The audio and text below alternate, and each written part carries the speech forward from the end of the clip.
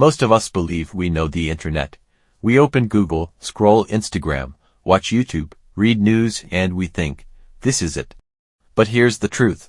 What you're using is just the surface. The surface web, the part of the internet we access every day, makes up only 4% of the entire internet. That means 96% of the internet is invisible to normal users. Welcome to the deep web.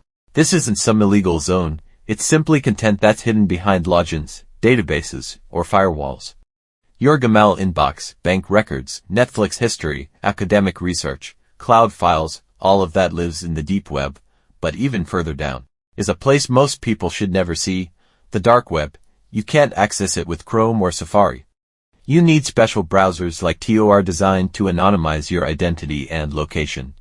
It's where privacy reigns, and where lawlessness often hides. In this layer, websites don't end in .com or .org, they end in .onion and can only be accessed if you know the exact address. The dark web was built to protect freedom of speech and privacy. But it's also become home to black markets, hacker networks, and forums full of the unimaginable. Like an iceberg, what's visible is small. But what lies beneath, that's where the real internet begins. There are things on the internet you should never search, not out of fear, but for your own sanity. First, the most painful diseases. You'll find graphic images and terrifying real-life stories that'll stick in your mind forever. Second, skin parasites. Trust me, once you see it, you can't unsee it. Third, dark web access guides. Just reading about it could trigger red flags with your internet provider, and you may attract attention you don't want. Fourth, disturbing Reddit threads like our NSFL. They're filled with real, tragic, and shocking content not meant for everyone. And finally, real crime scene photos.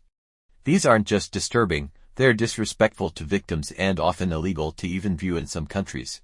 The internet is powerful, but not everything needs to be seen. Stay curious, but stay smart. Most people think the dark web only exists for criminals. But here's the truth, it wasn't created for illegal activity. It was designed for freedom. A place where journalists, activists, and whistleblowers could communicate without being tracked. In countries with censorship, it's a lifeline, the only way to access real news or speak out safely. But like any tool, it's a double-edged sword. The same privacy that protects the innocent also shields the dangerous. So, why does it still exist? Because in a world where surveillance is growing, people still need a way to stay invisible.